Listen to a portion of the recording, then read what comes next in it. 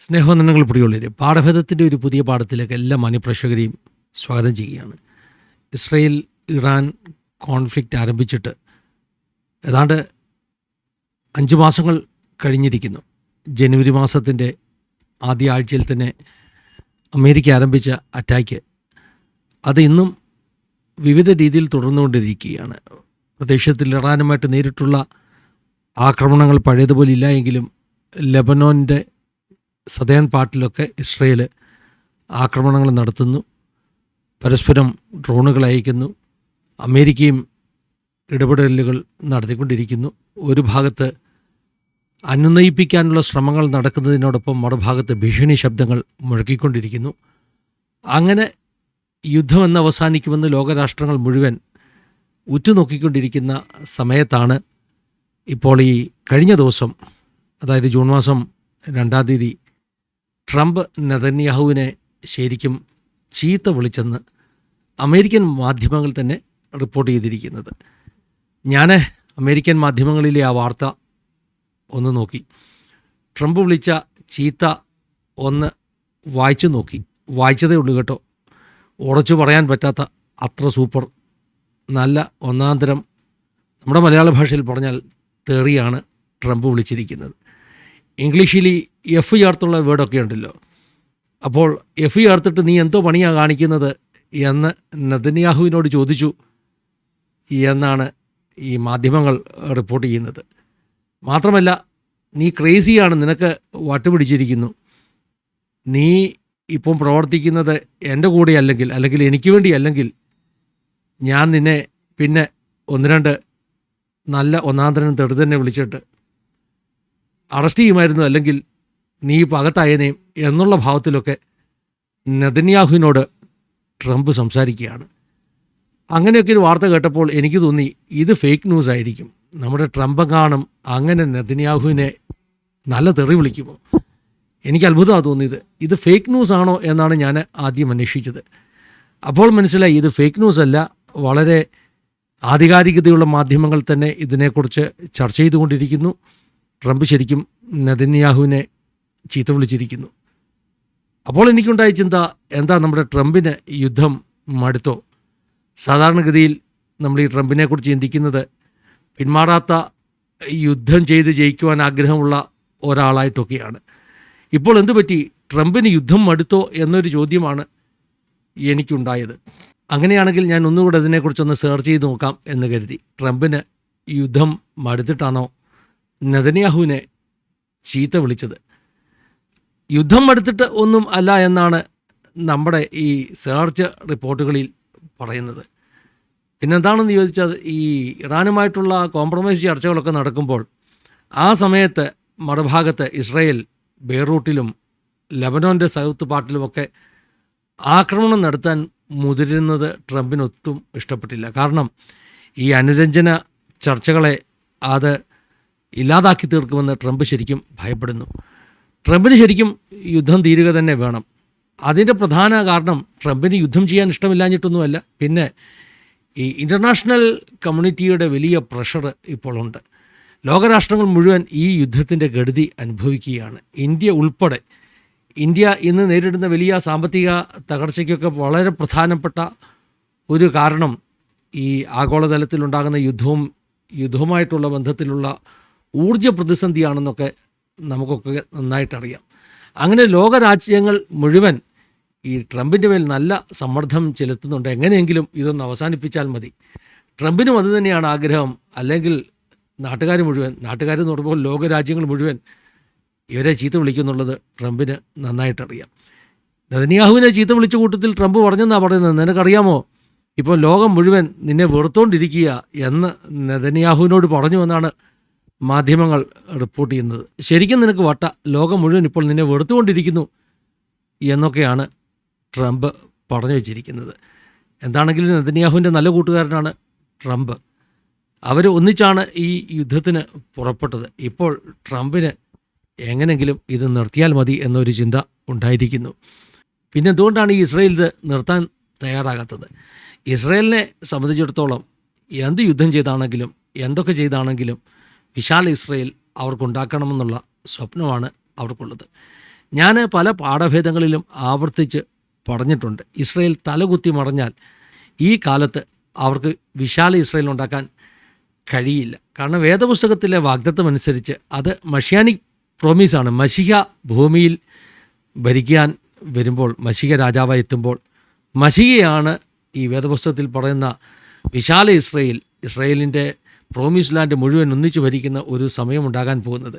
Netanyahu ഏതായാലും മശിഹയൊന്നുമല്ല. അപ്പോൾ Netanyahu എത്ര സ്വപ്നം കണ്ടാലും ജെറുസലേം ടെമ്പിൾ പണിയാനോ വിശാല ഇസ്രയേൽ ഉണ്ടാക്കാനോ ഒന്നും അവർക്ക് പറ്റുകയില്ല.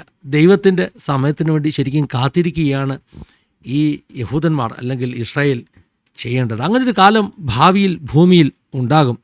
യേശു കർത്താവ് മടങ്ങി വന്ന്, മശിഹ മടങ്ങി വന്ന് ഭൂമിയിൽ രാജ്യം സ്ഥാപിക്കുമ്പോൾ യുദ്ധമില്ലാതെ, രക്തച്ചൊരിച്ചിലില്ലാതെ ഇതൊക്കെ നടക്കും. അതിനുള്ള സമയം വരെയും അവരൊന്ന് കാത്തിരിക്കുകയാണ് വേണ്ടത്. പക്ഷേ എന്ത് ചെയ്യാനാ, യേശുവിനെ ക്രൂശിച്ച യഹൂദന് അങ്ങനെ കാത്തിരിക്കാനുള്ള ഒരു ബുദ്ധിയും, അങ്ങനെ കാത്തിരിക്കാൻ അകത്തെ കണ്ണുകൾ തുറക്കപ്പെട്ട് ദൈവജനത്തിലെ പ്രവചനം എന്താണെന്ന് തിരിച്ചറിയാനുള്ള ഒരു വിവേകമൊന്നും ഇല്ലാതെ പോയല്ലോ. പൗലോസ് അപ്പോസ്തലൻ പറയുന്നില്ലേ, ഇസ്രായേലിന് അംശമായ കാഠിന്യം ഭവിച്ചിരിക്കുന്നു. ശരിക്കും അംശമായ കാഠിന്യമല്ല, പൗലോസ് പറഞ്ഞതിൽ ഒരുപടി കയറ്റി പറഞ്ഞാൽ വേദപുസ്തകത്തിലെ തിരുവചനത്തിലെ വചന വെളിപ്പാടുകൾ, പ്രവചനങ്ങൾ എന്താണെന്ന് തിരിച്ചറിഞ്ഞ് അതിനുവേണ്ടി കാത്തിരിക്കത്തക്കവണ്ണം അവർക്ക് ബുദ്ധി ഉദിച്ചിട്ടില്ല.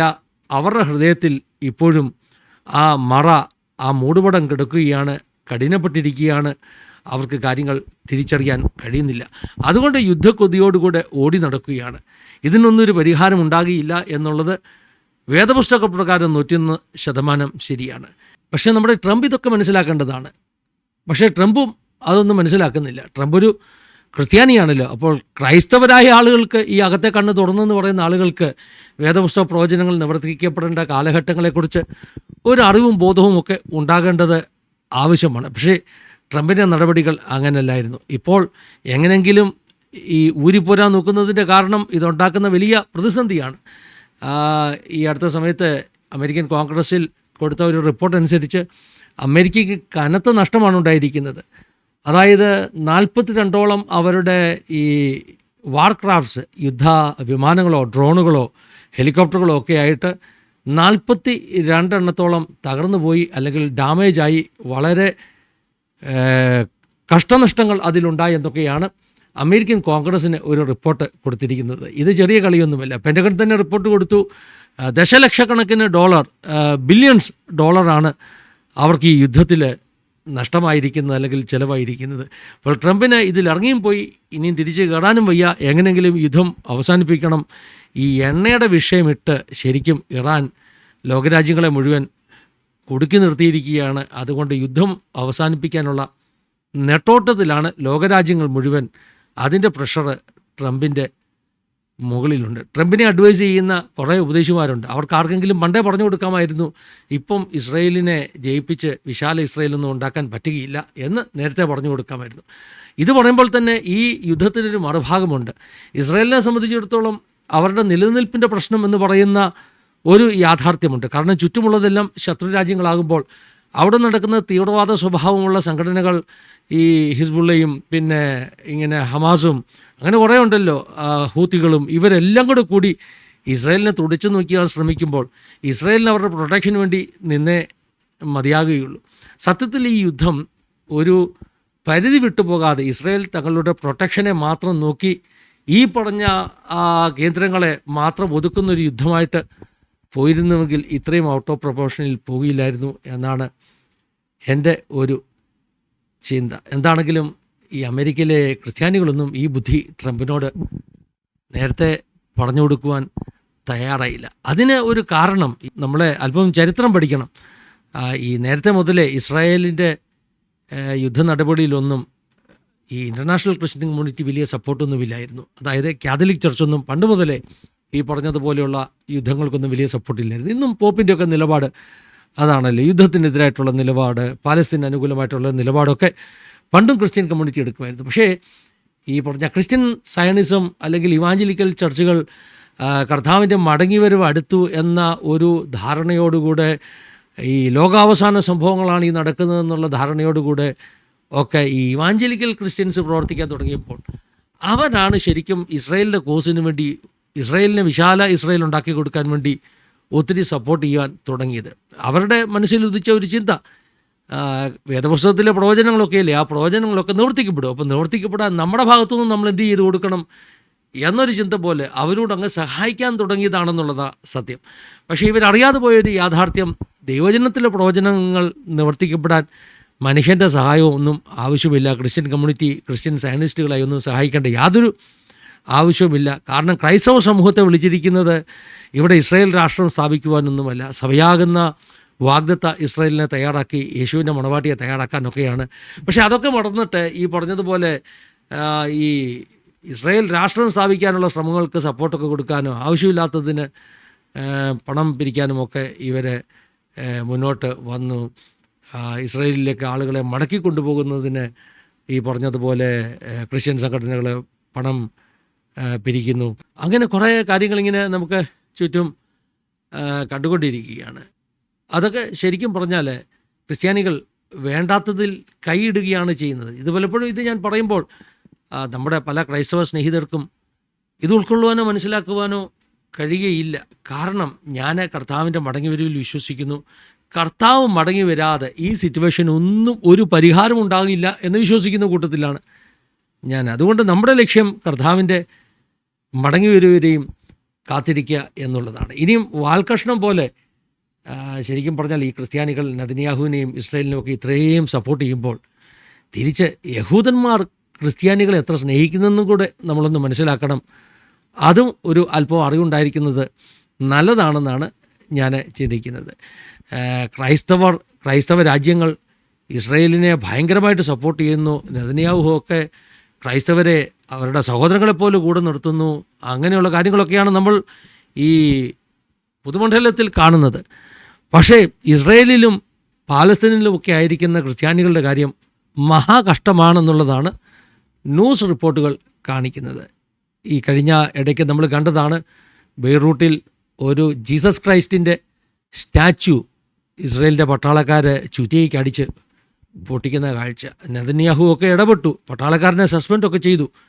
എന്തുകൊണ്ടാണെന്ന് ചോദിച്ചാൽ ക്രിസ്ത്യൻ രാജ്യങ്ങളെ പിണക്കാൻ പറ്റത്തില്ലല്ലോ, അവർ കൂടെ നിന്നിട്ട് വേണമല്ലോ ഈ നെതന്യാഹുവിന് യുദ്ധം ചെയ്യാൻ. പിന്നീട് വന്ന ഒരു വീഡിയോ, ഒരു ഫ്രഞ്ചുകാരി കന്യാസ്ത്രീ, ഒരു നണ്ണിനെ ഒരു യഹൂദനായ മനുഷ്യൻ പിന്നാലെ പോയി തള്ളിമറിച്ചിട്ട് ആക്രമിക്കുന്ന ഒരു വീഡിയോ ആണ് പുറത്തു വന്നത്. പിന്നെ യേശുക്രിസ്തുവിൻ്റെ രൂപത്തെ അപമാനിക്കുക, അല്ലെങ്കിൽ ക്രോസിനെ അപമാനിക്കുക, ഇങ്ങനെ കുറേ വീഡിയോകൾ ഇസ്രായേലിൽ നിന്ന് ഈ അടുത്ത സമയങ്ങളിൽ പുറത്തു വന്നുകൊണ്ട് ഇരിക്കുന്നു. ശരിക്കും പറഞ്ഞാൽ ഒരു സാധാരണ യഹൂദന് ഈ നെതന്യാഹു കാണിക്കുന്നതിൽ ക്രിസ്ത്യാനികളോട് സ്നേഹമൊന്നുമില്ല. വെസ്റ്റ് ബാങ്കിലൊക്കെയുള്ള ക്രൈസ്തവർക്കെതിരെയൊക്കെ ഭയങ്കര ആക്രമണമാണ് ഈ ഇസ്രായേലിലെ വളരെ തീവ്രവാദികളായ ജൂയിഷ് സെറ്റിലേഴ്സ്, അവിടെ പോയി പാർക്കുന്ന യഹൂദന്മാർ ചെയ്തുകൊണ്ടിരിക്കുന്നത്.